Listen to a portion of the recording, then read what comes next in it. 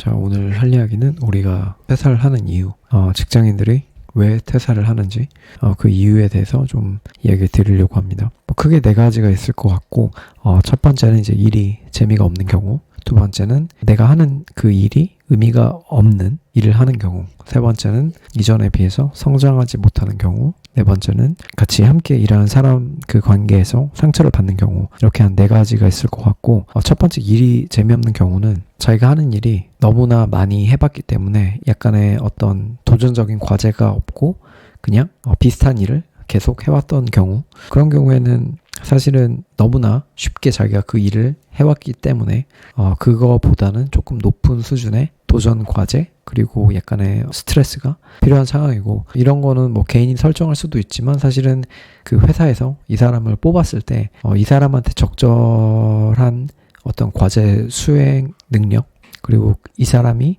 했으면 하는 여러 가지 그런 일들, 포지션 같은 것들을 제시를 해줘야 된다고 생각을 하기 때문에 이거는 꼭 그 회사에서 적절하게 이 사람한테 조율을 해주는 게 좋을 것 같고, 그리고 본인이 만약에 그 일이 너무나 편하고 너무나 쉽고 너무나 아무렇지도 않게 매일 반복된다면 그 수준보다 조금 더 높은 수준의 어떤 도전 과제, 이런 것들을 어필을 하는 것도 좋다고 생각을 합니다. 그래서 일을 재밌게 만드는 경우가 있겠고, 두 번째는 내가 하는 일이 의미가 전혀 없는 그런 무의미한 일이다. 뭐 예를 들면은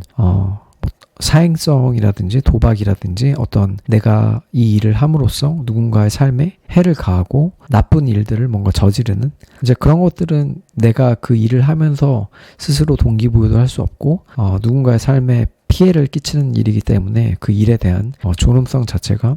없다고 생각을 합니다. 그렇기 때문에 그런 일은 피하는 게 좋은 것 같고, 그런 일보다는 누군가의 삶을 직접적으로 혹은 간접적으로 도움을 줄 수 있는 그런 일들이 있다면, 내가 심지어 그 일이 굉장히 지루하고 재미없을지언정 그 일 자체가 의미가 있다면, 그러니까 누군가의 삶에 도움을 줄 수 있는 일이고 명백하게 어떤 지표로서 나타내어지는 일이고, 내가 하는 그 일을 통해서 누군가가 도움을 받았다라고 피드백이 온다면 아무리 재미없어도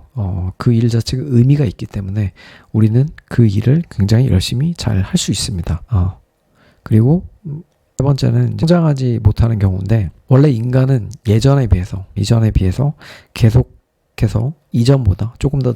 나아지는 삶이라든지 나아지는 어떤 상황, 이런 것들이 충분히 필요한 거고, 그렇지 못하거나 정체되어 있거나 아니면 퇴보한다라는 느낌이 들거나 그랬을 때 그 자기 인생을 되돌아보게 되는 거죠. 그래서 내가 성장하지 못하고 있구나, 이거는 굉장히 스스로 더 좋은 삶을 그리고 더 나은 인생을 살고 있다라는 생각이 전혀 들지 않기 때문에 사람들이 이제 이런 데서 성장하지 못하는 경우에 퇴사를 고민을 하게 되는 것 같습니다. 그리고 네 번째는 이제 관계에 대해서 상처를 받는 경우인데, 사실은 이걸 네 번째 쓰긴 했지만 가장 중요한 첫 번째 원인이기도 하고, 보통의 우리는 사회적인 동물이고 모든 사람들은 관계를 통해서 서로의 어떤 위치라든지 이런 것들을 확인하는 건데, 내가 이 조직에서 아무리 그 일이 재밌고 의미가 있고 뭐 성장을 한다고 하더라도 동료가 자기를 인정해주지 않거나 자기를 무시하거나 자기를 뭐 따돌리거나 내가 이 관계 속에서 정말 필요한 존재인지를 계속 의심하게 만드는 그런 언행이라든지 그런 어떤 말투라든지, 그리고 그렇게 보여지는 어떤 행동들이 있다면, 내가 아무리 그 일이 재밌고 의미가 있고 성장을 하더라도 과연 내가 사람들한테 인정을 받지 못하는데 그 일을 하는 게 의미가 있을까? 그 일 자체가 제대로 잘 되고 있는 것일까? 스스로 확답을 못 내리는 상황이에요. 그러면 이제 주변의 어떤 관계들을 통해서 자기가 상처를 받게 되고, 그렇게 된다면 아무리 이 세 가지 조건이 충족이 되더라도 마지막 사람들 관계, 그 사회 관계적인 맥락에서 봤을 때 이게 충족이 되지 않으면 우리는 어쩔 수 없이 퇴사를 결정하는 것 같습니다. 그래서 이 영상을 찍는 이유는 기업의 인사팀이 이런 걸 좀 봤으면 좋겠고, 뭐 개발자뿐만이 아니라 이런 비개발 직군도 비슷할 거라고 생각을 합니다. 적어도